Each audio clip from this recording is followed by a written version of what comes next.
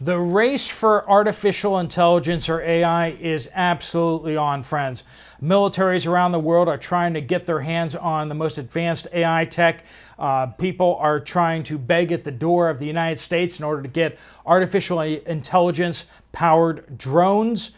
We've seen Israel utilizing artificial intelligence for some pretty scary tactics there. They're actually getting targets produced by artificial intelligence and letting it sift through all their intelligence. But the thing is that when we look at major powers out there, China, United States, Europe, and other allies are racing to get artificial intelligence. And the fact is we're losing. China is dominating because artificial intelligence is all about power. And that's something that they have that the United States doesn't have. We're going to talk about the artificial intelligence applications. We're going to talk about artificial intelligence impacts, and we're going to talk about the race for artificial intelligence. And on a practical level, how this will impact you and your family. Let's get into it. Welcome to the Poplar Report. I'm Steve Poplar. I'm an accountant by trade, and we're covering the things that the mainstream media just won't cover. We all know that AI is reshaping the job market rapidly. Nearly half of workers worldwide fear unemployment due to AI and technology. Customer service, marketing, software, finance, and no industry is untouched. But the real issue is that still some people are living in a bubble. They still think that they won't get affected until it hits them like a truck. But I want you to make a smart choice this Black Friday. While most people are spending money on things that lose value, the smart ones are investing in learning, which is what is shaping the future.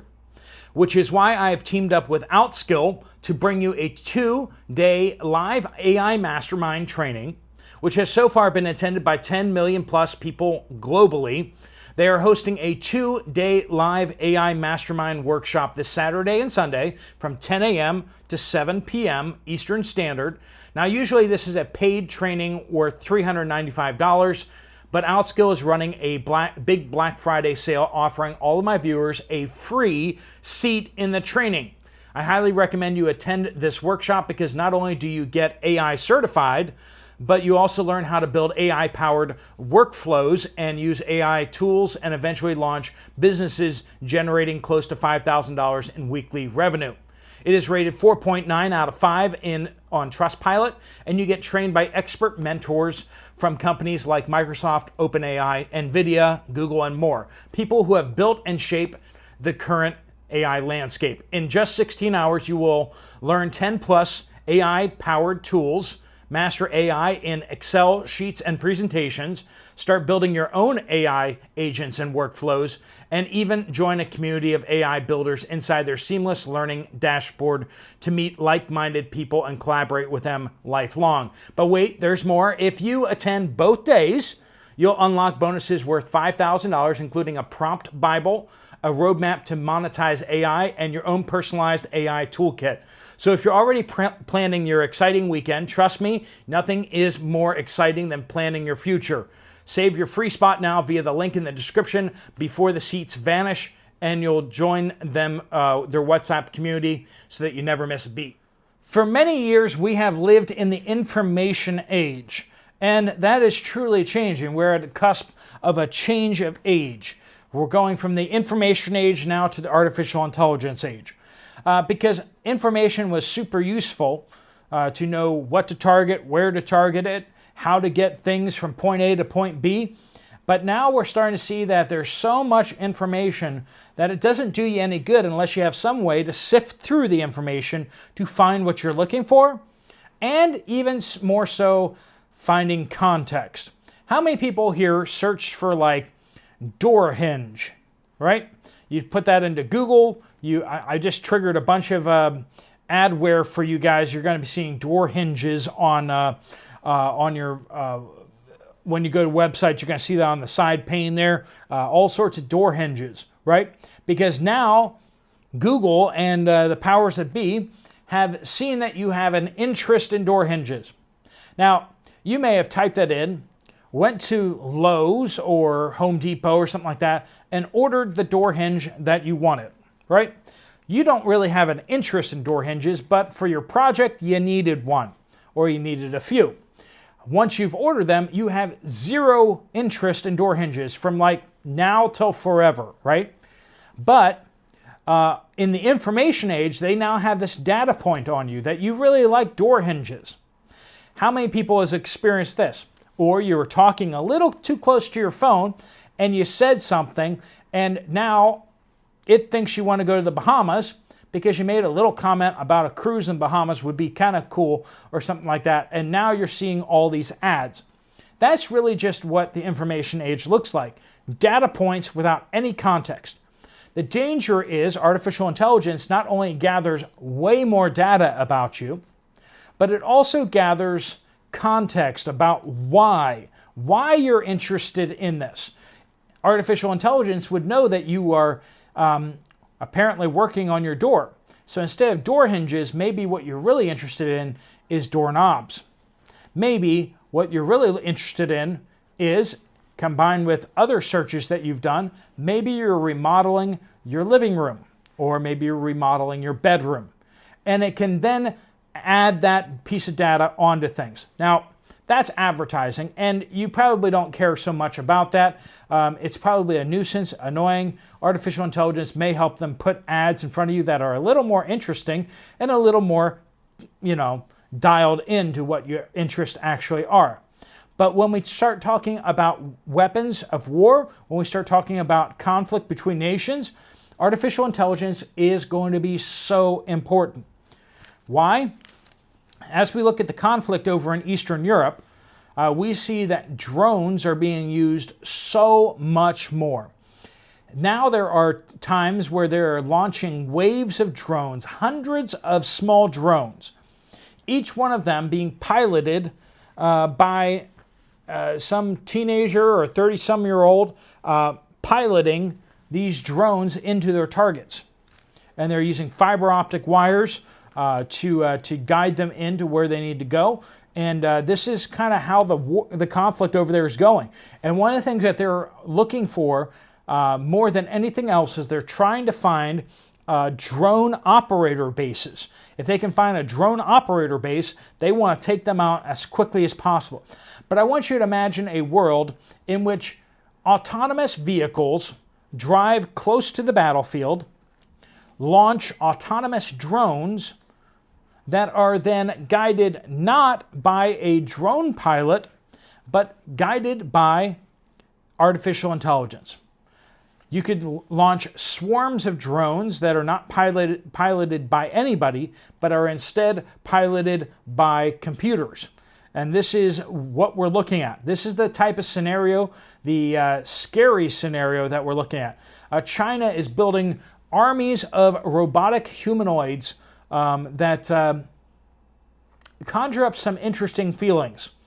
And when you start thinking about artificial intelligence in those robots, so that they're not being given each individual command or being remotely controlled by a human, that's when you start thinking maybe this could get really, really bad. If they're being given parameters and missions that don't take into account all the different scenarios about civilians and such, you can see where this is going. What happens if when China invades Taiwan, it doesn't put a single person on the ground in Taiwan, but rather lands thousands and tens of thousands of robots that are designed to destroy anyone who resists? Yeah, that's a scary thought, isn't it?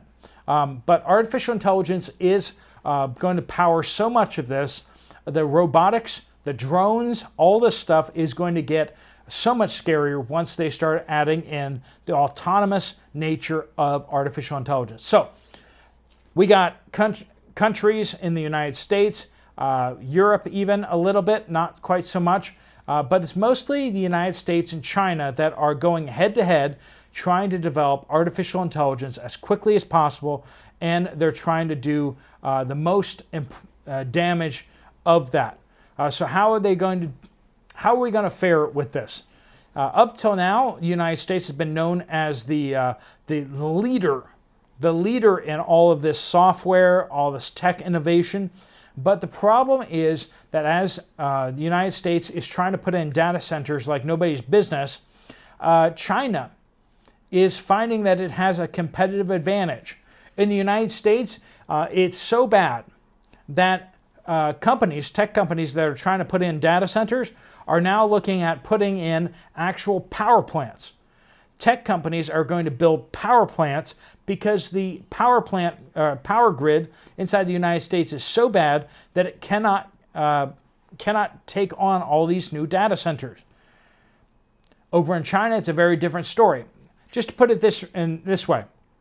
In the United States, the U.S. grid often operates at about 15% reserve. So if demand goes up 15%, suddenly, out of nowhere, everyone turns on their waffle makers and their blenders all at the same time, and it goes up to 15%. It goes up 15%. The United States generally has that spare capacity. But if you look at what's happening over in China, they normally operate with an 80 to 100% spare capacity. They could basically double the power load on their grid almost instantaneously, not quite instantaneously, but very quickly, and they would be able to scale up those power plants and get that power up to 200% of what it was. And this is a big deal. For them to be able to scale up that power so quickly really shows that they built the power plants before the demand. And what we're seeing now is that as they put in these data centers, the Chinese government is basically saying, yeah, we got the power. You can just connect right up to the grid and get going. All you have to do is just build out the centers, and there'll be plenty of spare capacity for you. So we see that China has the power, whereas the United States doesn't have the power, and this is causing a serious bottleneck for computing power in the United States. Also, the fact that China can come in and steal basically everything that the United States companies have done and then basically just copy it. But it's not just that. It used to be that, but now China is actually producing more software coders. They're producing more STEM graduates. They're producing more scientists, mathematicians, all these different roles and degrees that are very, very essential to innovation.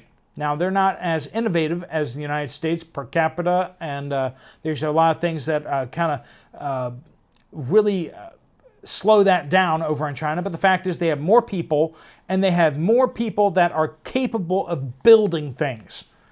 They're building bridges, they're building tunnels, they're building airports, they're building so much stuff, including factories, robots, and they're building drones, and they're building everything else that makes the world spin. And because of this, they are entering into this domain of competition over artificial intelligence, and they actually have a bit of an edge. This may be the first race of innovation against the United States that they win at. One of the things that just happened recently that I mentioned that was really kind of scary is that China has launched its new aircraft carrier that has electromagnetic catapults. Now, the United States has deployed one aircraft carrier with electromagnetic catapults and has had a host of issues with it. Now, China has launched its own ship with electromagnetic catapults, and the question is, if they can actually succeed in making that work, then we're going to be seeing something new, where China is essentially catching up and starting to perhaps pass the United States in the ability to innovate and then to immediately implement those changes and those design tweaks. So unless the United States can get the electromagnetic catapults working fully on the Ford as well as other carriers without the glitches, then it's just a matter of who can clear those glitches faster to show which country is really, truly more sophisticated at this point. And that's a big deal. China has already deployed hypersonic missiles, whereas the United States has yet to deploy hypersonic missiles. This really is showing that the innovation cycle is starting to favor the Chinese. So when it comes to artificial intelligence, we're already seeing that they're holding their own against American companies, and they are starting to pull ahead. If they can do this, World War III is not going to be looking very good. All this to say that artificial intelligence is going to play a massive role in World War III. Artificial intelligence that is not only smart, but then is able to be compacted down onto hardware. It's going to be a very big deal. Can you put artificial intelligence into a drone? Can you put artificial intelligence close to the drone that is then being transmitted to the drone? Will that artificial intelligence be able to think through the mission parameters in a way that is actually useful and safe? Safe to the users, safe to the people deploying the weapons, and this could be absolutely game-changing for countries. But like I said, the true horror story is what happens if they deploy autonomous robots to Taiwan instead of an invasion force. That could be absolutely eye-opening for the entire world. We're going to see what happens in the coming weeks, in the coming days. But all that to say, we're going to be seeing things in the world changing. We have passed out of the information age, and we have now entered into the artificial intelligence age. And whoever dominates with artificial intelligence is going to be the master of this new age. Hacking, what does that look like in the age of artificial intelligence? It's not going to be coders hacking systems. It's going to be artificial intelligence systems defending systems against artificial intelligence hackers that are trying to hack the systems. This is going to be huge because hacking, warfare is going to be between autonomous systems. We're going to be seeing just information. We're already seeing some artificial intelligence YouTube channels, which is kind of a little unnerving for someone like me. When somebody sends me a link to a video that I can tell was actually compiled and put together using artificial intelligence. Soon we won't be able to tell, and that's really concerning. When information is being aggregated by computers and then scripted and then read by computers, and then B-roll is footage is being added by computers, you start asking yourself the question of, are we going to be having computers telling us what to think next? Not on this channel, friends. Artificial intelligence will not replace me. Not now, not in a very long time. All right? Not ever, really. We'll see what happens with the rest of the internets, and see what happens with warfare, and see what happens on all different levels of what happens next. But we are in the midst of a revolution, and this will be like the Industrial Revolution. It's going to change everything. And when they put these humanoid robots to work in factories, that's going to be a big deal. When they put the robots to work inside fast food restaurants, when they put them to work outside, working in the rain, this is going to be big. All right, friends, let me know what you guys think down in the comments down below. Thanks so much for watching. If you want to check out another video from this channel, there's one right up here. If you want to sign up for Outskill, check the pinned comment down below, but I also put a link right here there for the free webinar training over this weekend. Thanks so much for watching. Steve Poplar of The Poplar Report, out.